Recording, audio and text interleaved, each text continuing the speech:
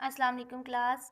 Next topic is plasma parameters. Plasma के लिए जो है हम कौन कौन से पैरामीटर्स जो हैं यूज़ कर सकते हैं।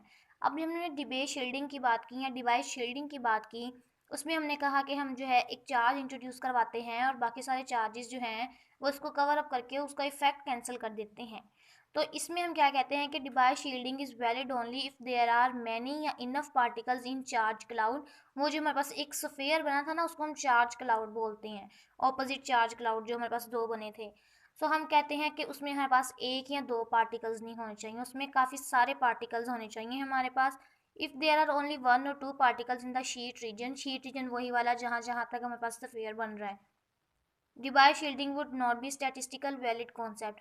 अगर सिर्फ उस शीट रीजन में हमारे पास एक या दो आ जाएंगे तो जो हमारे पास डिवाइड शील्डिंग होगा वो स्टैटिस्टिकली जो है नॉट करेक्ट होगा, क्योंकि उसमें फिर हमारे पास जो है पार्टिकल्स को जो है उसका इफेक्ट कैंसिल करने की प्रोबेबिलिटी जो है वो कम हो जाएगी।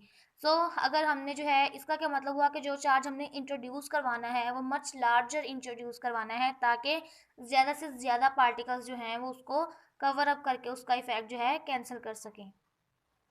Now Debye length lambda D is equal to 69 under root T over N node.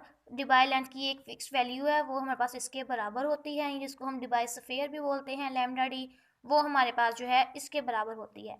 Now we can compute the number N D of particles in the Debye sphere. अब वो जो हमारे पास एक डिबाई स्फीयर बना है, ये जो हमारे पास सफ़ेयर बना है जिसको हम डिबाई लेंथ बोलते हैं, ये जो सफ़ेयर है हमारे पास, इस वाले सफ़ेयर में हमारे पास कितने पार्टिकल्स आ रहे हैं, या अगर हम इनको जो है नंबर ऑफ़ पार्टिकल्स हम जानना चाह रहे हैं कि इसमें कितने हैं, तो हम कैसे पता लगाएंगे। As number density is defined as number of particles per unit volume. Number density हमारे पास बराबर होता है number of particles N D over V per unit volume. और एन डी हमने पता चलाना है, नंबर ऑफ पार्टिकल्स ही हमने फाइंड आउट करने हैं। सो वी उस साइड पे जाके एन क्रॉस वी हो जाएगा। और lambda D is equal to R हम क्यों लेंगे, क्योंकि वॉल्यूम ऑफ डिफाइस सफेयर, जब एक सफेयर होता है सफेयर का वॉल्यूम बस 4/3 पाई आर क्यूब होता है। क्योंकि यहाँ पर जो इसका हमारे पास आर की वैल्यू हम लैम्डा डी लेंगे, क्योंकि हमने कहा था कि जो चार्ज से लेके उस शीट रीजन के एंड तक का जो हमारे पास स्फीयर बनता है, तो वो सेंटर से जो है वहाँ तक का जो हमारे पास फासला है वो लैम्डा डी है। रेडियस क्या होता है, सेंटर से जो है कॉर्नर तक का जो है डिस्टेंस हमारे पास। इस तरह जो है फिर हम आर को लैम्डा डी लिखेंगे, इधर आर क्यूब की जगह पे हम लैम्डा डी क्यूब लिखेंगे। N D is equal to N और वी की जगह पे हम उसकी वैल्यू लगा देंगे। अब अगर जो है हम इनकी वैल्यूज पुट करेंगे यहाँ पर, लैम्डा डी क्यूब की जगह पे जो हमने भी 69 under root T over N naught की वैल्यू जो है कहा है कि लैम्डा इसके बराबर होता है, वो पुट कर देंगे, पाई की वैल्यू पुट करेंगे। और जब इसको जो है हम सॉल्व करेंगे तो हमारे पास एन डी बराबर आ जाएगा 1.38 multiply by 10⁻6 T 3/2 divided by N 1/2। Number of particles in our Debye sphere हमारे पास जो है इसके बराबर आएंगे। वो फिर उस तरह से जो है टेम्परेचर कितना दिया है तो वो टेम्परेचर की वैल्यू हम इधर लगा के और जो है हम इसका फिर एक एग्जैक्ट वैल्यू निकाल लेते हैं। बट अगर हम नंबर ऑफ पार्टिकल्स ओवरऑल बात करेंगे तो वो हमारे पास जो है इसके बराबर होगा। In addition to lambda D is less than L collective behaviour requires. अब यहाँ पर जो है हमारे पास प्लाज्मा पैरामीटर्स की दो रेंजेस आ रही हैं या दो कंडीशंस आ रही हैं या दो टर्म्स आ रही हैं। एक में हम कह रहे हैं कि जो हमारे पास लैम्डा डी जो लेंथ है हमारे पास डिबाइल लेंथ, वो मच मच ग्रेटर देन होनी चाहिए total length of the plasma specimen या प्लाज्मा सिस्टम। जो भी हमने प्लाज्मा सिस्टम लिया है उसकी लेंथ ज़्यादा होनी चाहिए और जो हमारे पास जो है डिबाइल लेंथ है वो कम होनी चाहिए।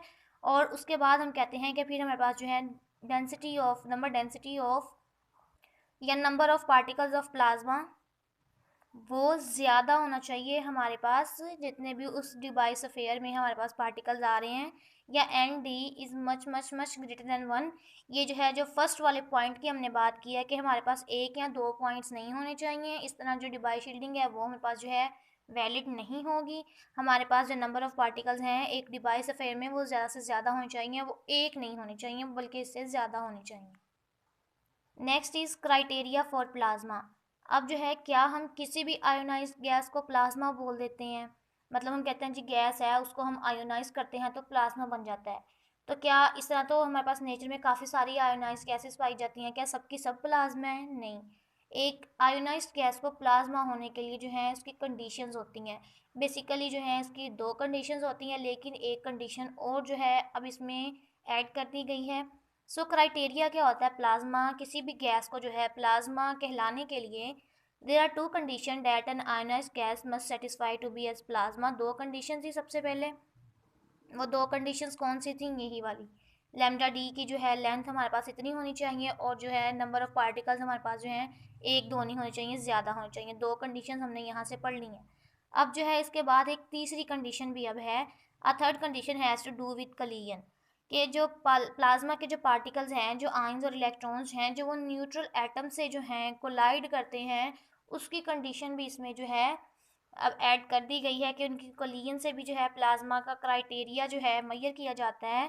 For example, the weakly ionized gas in a jet exhaust does not qualify as plasma because charged particle collide so frequently than neutral atoms that their motion is controlled by ordinary hydrodynamic rather than by electromagnetic force.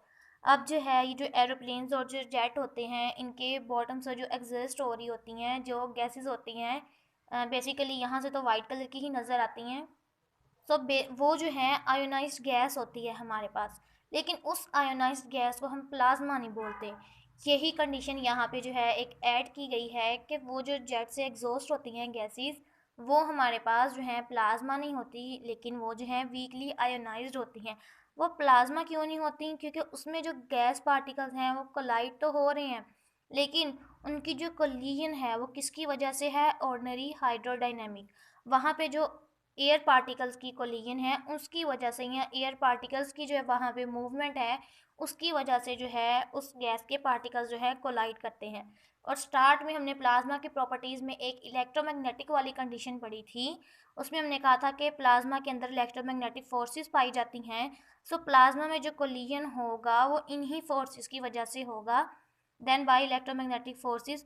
तो उस जो है weekly ionised gas की collision होती है particles की hydrodynamic की वजह से, जबकि जो प्लाज्मा में जो है पार्टिकल्स की न्यूट्रल एटम्स के साथ कोलिजन होनी चाहिए वो इलेक्ट्रोमैग्नेटिक फोर्सेस की वजह से होनी चाहिए।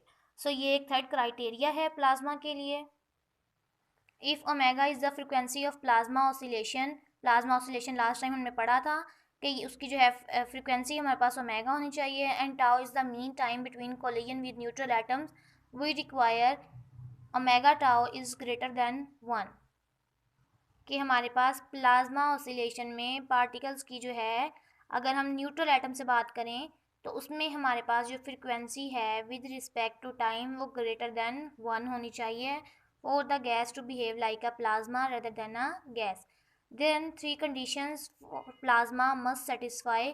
तीन कंडीशंस में दो हमने पहले पढ़ ली थी और तीसरी कौन सी ऐड की गई है, omega T is greater than 1, के जो ओमेगा की एंगुलर फ्रिक्वेंसी है वो ग्रेटर देन 1 होनी चाहिए।